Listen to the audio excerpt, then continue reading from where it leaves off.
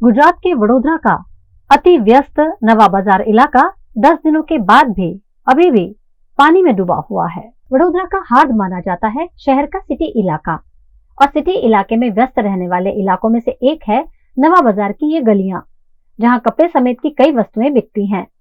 अमूमन ये इलाका लोगों से भरा पड़ा रहता है, लेकिन इन दिनों ये पानी से भरा पड़ा है। वडोदरा में पिछले सप्ताह बाढ़ आई थी, जिसे करीब 10 दिन बीत गए हैं।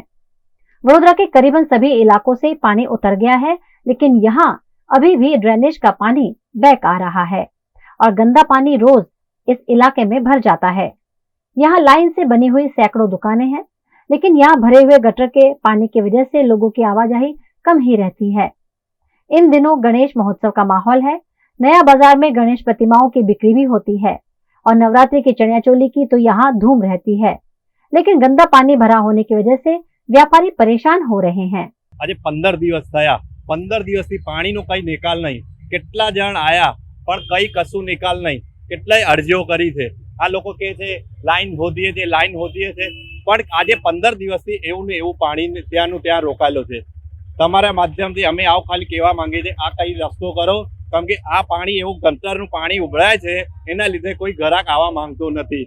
અને સલંગ સવારે તારે અમારા તહેવારની નવરાત્રીની સિઝન છે ચણિયાચોળીની, મહેરબાની કરીને મોટાઓને રિક્વેસ્ટ છે કે ભાઈ આ વસ્તુનો કઈ નિકાલ કરો, એના લીધે રોગાચાળો બી થશે અને અમારી ગ્રાહકી બી બગડે છે। 15 દિવસથી વધારે થયા, કોઈ આવવાનું તૈયાર નથી।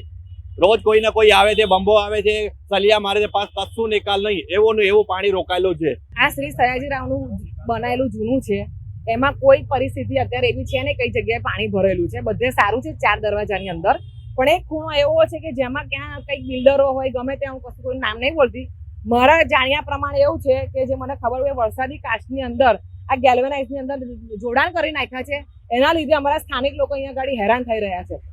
આ ગટરનું પાણી છે, બધી અહીંની ગટરો બ્લોક થઈ ગઈ છે, આખો દિવસ આવું નવું પાણી રહે છે, પાણી ઉતરતું જ નથી।